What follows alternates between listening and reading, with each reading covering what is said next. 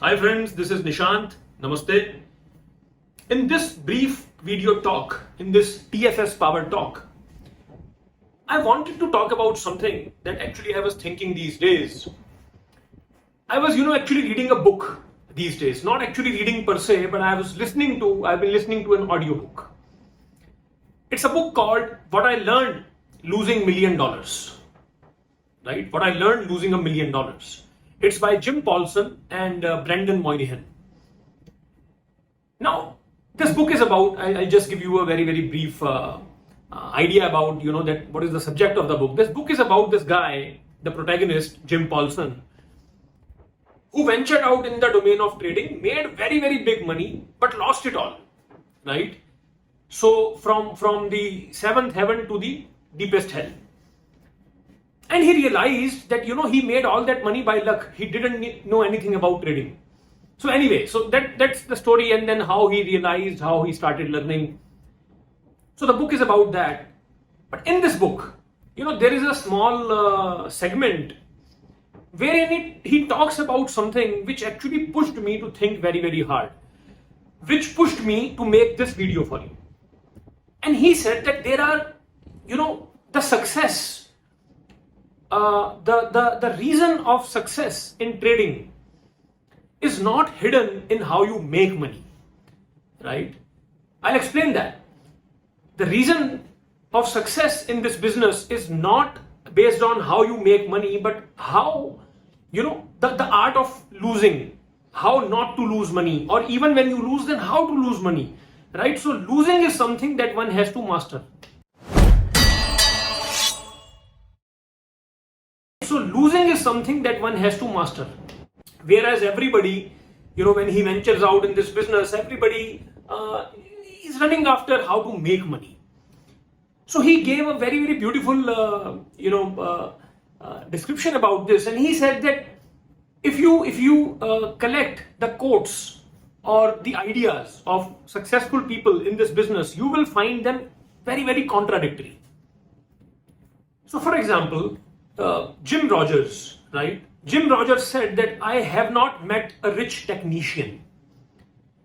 He basically said that technical players can't get rich. You only have to be very, very macro, very, very fundamental, right?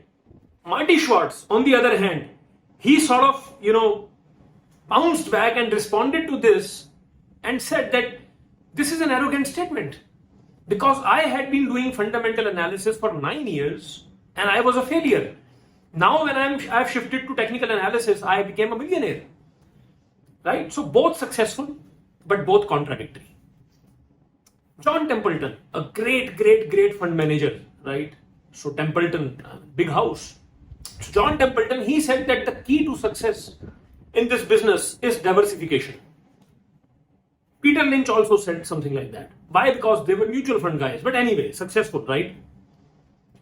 Warren Buffett, on the other hand, he was not someone who favored, diversification. He was always a fan of concentration.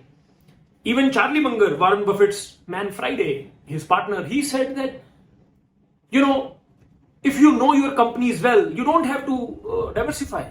Concentrate your bets. If you are diversifying too much, it means you know nothing, right? William O'Neill, trader, he said that diversification is for ignorant.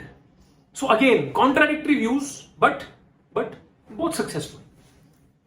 So let's take another example. At Sikota, he said that all the money lies in playing a trend. You have to find a major trend and you have to ride it. Peter Lynch also said that. Jesse Livermore also said that tops and bottoms you cannot find, you only have to play the trend. Whereas Paul Tudor Jones said that, look, I have made all my money finding tops and bottoms. I have only played reversals in my life. So again, contradictory, but both successful. Right? So point here is that it's not about, it's not about which path you take to success. There are many paths to success, which means there is no secret, right? Since there are many paths to success, it means there is no secret. Whereas people are running after some holy grail technique, some strategy, some indicator, some this, some that. Whereas these people, they prove that look, there is no, think about averaging. Warren Buffett, his whole idea is value investing. He finds a company trading below its actual worth and he buys that. If it falls more, he buys more, right? Because he has studied his company very, very deeply. So he never got apprehensive of averaging. Whereas people like Paul Tudor Jones, they say losers average losers. Again, contradictory, both successful. So what the crux of this segment of that book is that there are too many ways to succeed, just too many, right? There is no one strategy, right? Many paths to God, as they say. But people are running after one strategy. So this is a wrong idea. But now here comes the catch. All these successful people, all these achievers, they might differ greatly in their views about how to be successful. But they do not differ at all when it comes to their views about how to fail in this business or how not to fail in this business. Right? So Warren Buffett, he said that rule number 1, don't lose money. And rule number 2, don't forget rule number 1. Marty Schwartz, he said that, look, you shouldn't lose your line because that's your lifeline, right? Always protect your capital. Paul Tudor Jones, he said, when I'm in a trade, I don't even think about winning. I only think about how to protect my losses. Right? So everybody, Larry Hite, I'm just thinking out loud. Larry Hite, he said, you can't win if you don't bet, and you can't bet if you don't have chips. Which again means that don't lose your chips because money is the raw material here. Right? Again, there are many reasons of why people are unable to implement this, psychological issues, technical issues. This talk is not about that. The point here is that everybody, all successful people, they might differ in how to make money. Their methods of being successful, their methods of how to take up on the markets, how to make money might be completely different, sometimes even contradictory, completely opposite. But they all are one when it comes to losing money. That do not lose money. Always protect your capital. Right? So which means again that the most important thing in trading is not actually about how to make it. It's about how to keep it. It's about how to protect it. It's about how not to lose it. Right? Not losing does not mean winning every trade. Please understand, you cannot win every set, every game, every tournament. That's not the point. I'm talking about losses which can take you out of this business. Right? So the most important thing I think that needs to be discussed is losses. How to protect big losses, how not to lose your capital, the art of losing, how to lose, that one has to learn because losing is imminent, right? Everybody will lose. But how do you lose?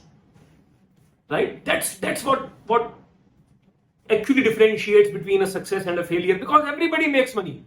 Everybody makes money at some point or the other. It means one knows how to make money. That's not.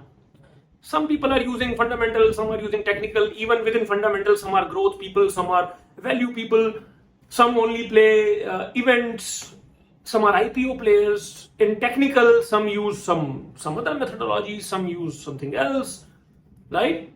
That's not the point. The point is, one thing common is risk management.